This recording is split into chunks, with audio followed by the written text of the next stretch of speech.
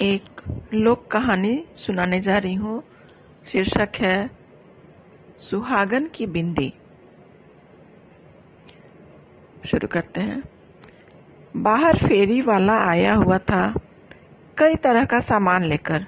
बिंदिया, कांच की चूड़ियाँ, रबर बैंड, हेयर बैंड, कंघी, कांच के और भी बहुत सारे सामान थे। आस पड़ोस की औरतें उसे घेर कर खड़ी हुई थीं। काफी देर तक बाबा गेट पर अपनी लाठी टेक कर खड़े रहे। जैसे ही औरतों की भीड़ छटी, बाबा अपनी लाठी टेकते हुए फेरी वाले के पास पहुंच गए और उसका सामान देखने लगे। शायद वे कुछ ढूंढ रहे थे। कभी सिर ऊंचा करके देखते, कभी नीचा। जो देखना चाह रहे थे वह दिख नहीं पा रहा था। हैरान परेशान बाबा को फेरी वाले ने देखा तो पूछा, कुछ चाहिए था क्या बाबा आपको? पर बाबा ने सुनकर अनसुना कर दिया। धीरे धीरे लाठी टेकते हुए फेरी के ही चक्कर लगाने लगे। कहीं तो दिखे वो जो वे देखना चाह रहे हैं। फेरी वाले ने दोबारा पूछा, बाबा कुछ चाहिए था क्या? अब की बार बाबा ने फेरी वाले से कहा, हाँ बेटा, क्या चाहिए बताओ, मैं ढूंढ देता हूँ। मुझे ना वो बिंदिया चाहिए थी। बिंदिया क्यों चाहिए बाबा? बाबा ने अम्मा की तरफ इशारा करते हुए बताया, अरे मेरी पत्नी के लिए चाहिए समझदार। बाबा का जवाब सुनकर फेरी वाला हंस दिया। किस तरह की बिंदिया चाहिए? बड़ी बड़ी गोल बिंदिया चाहिए, बिल्कुल लाल रंग की।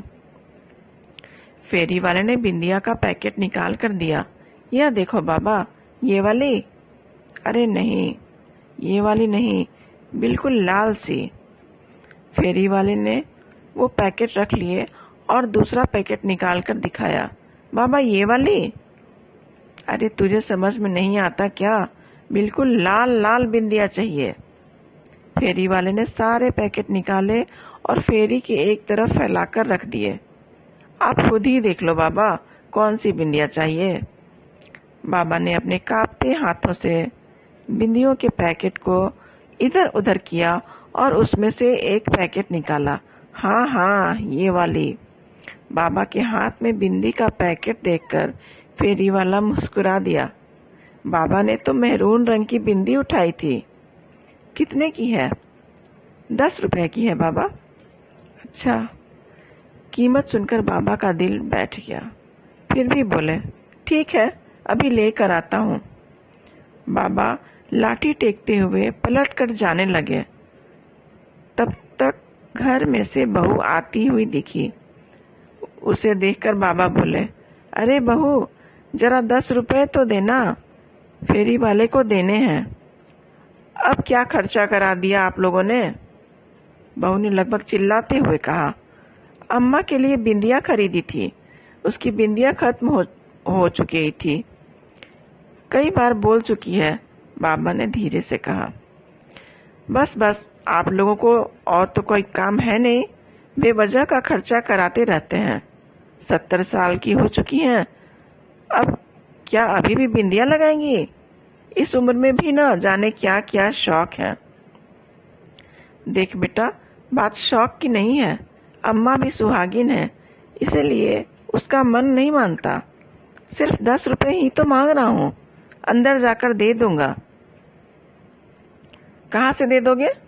जो पैसे देंगे वह भी तो मेरे पति की ही कमाई है, मेरे पास कोई पैसे नहीं है। इतना कहकर बहू बड़बड़ाती हुई अंदर आ गई। अम्मा ने खाट पर लेटे ही लेटे बाबा को इशारा किया। बाबा ने पलटकर बिंदी फेरी में वापस रख दी और लाठी टेकते हुए अम्मा के पास आकर बैठ गए। बाबा ने देखा, अम्मा की आंखों में आंसू थे। माफ करना पार्वती, मैं तेरी छोटी सी इच्छा भी पूरी नहीं कर पाया। रहने दो जी, बेचारी बहू भी परेशान हो जाती होगी, काहे दिल पर लेकर बैठ जाते हो? बिंदी ही तो थी। हाँ हाँ, बिंदी ही थी, कौन सी हजारों रुपए की आ रही थी, बाबा ने व्यंग से हंसते हुए कहा। बिंदी ही तो लगानी है जी, एक काम करो, पूजा घर में से हिंगलू ले आओ, उसी से लगा देना। पर आज अपने हाथों से बिंदी लगा दो। बाबा ने अम्मा की बात सुनी और फिर लाठी टेकते हुए पूजा घर में आए।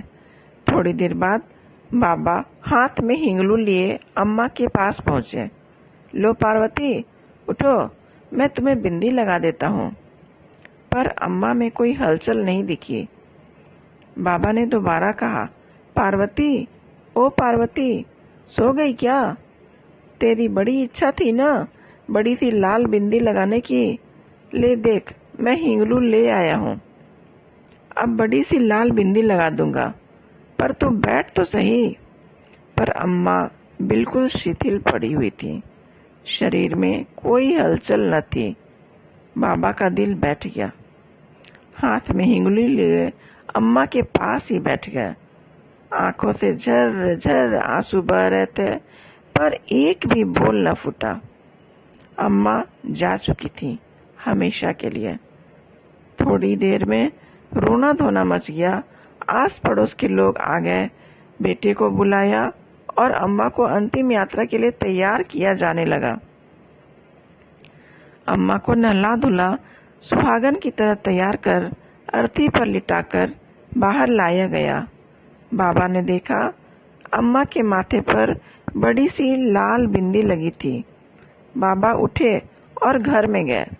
थोड़ी देर बाद बाहर आए और धीरे धीरे अम्मा की अर्थी के पास गए।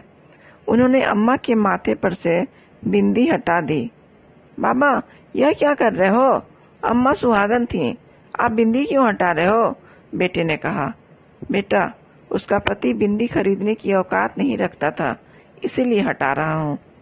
सुनकर सब लोग अवाक रह गए। बहू शर्मसार हो गई। सबने देखा बाबा अपने हाथ में लाए हिंगलू से एक बड़ी सी लाल बिंदिया अम्मा के माथे पर लगा रहे हैं। थोड़ी देर बाद बहू की चित्कार छूट गई। बाबा भी अम्मा के साथ हमेशा हमेशा के लिए लंबी यात्रा पर रवाना हो गए थे। मित्रों, यह भावनात्मक हृदय स्पर्शी कहानी बहुत कुछ संदेश दे रही है। अपने समाज में सिर्फ 2-4% बुजुर्गों की स्थिति ही परिवार में सम्मानजनक है। कहीं इसका मूल कारण संयुक्त परिवार का एकल परिवार में रूपांतरण, नाते रिश्तों की समाप्ति, धन लिप्सा की अंधी दौड़ एवं लड़के लड़कियों का पढ़ लिख कर सबसे अधिक जानकार और बुद्धिमान होने का झूठा अभिमान, किताबी ज्ञान का होना परंतु व्यवहारिक ज्ञान की कमी का होना तो नहीं। कृपया हम अब सभी एक छोटा सा प्रयास करें, अपने घर के बुजुर्गों का उचित सम्मान करें। सभी को एक दिन बूढ़ा होना ही है। माता पिता के न रहने पर ही उनका महत्व मालूम पड़ता है। कहानी खत्म। धन्यवाद।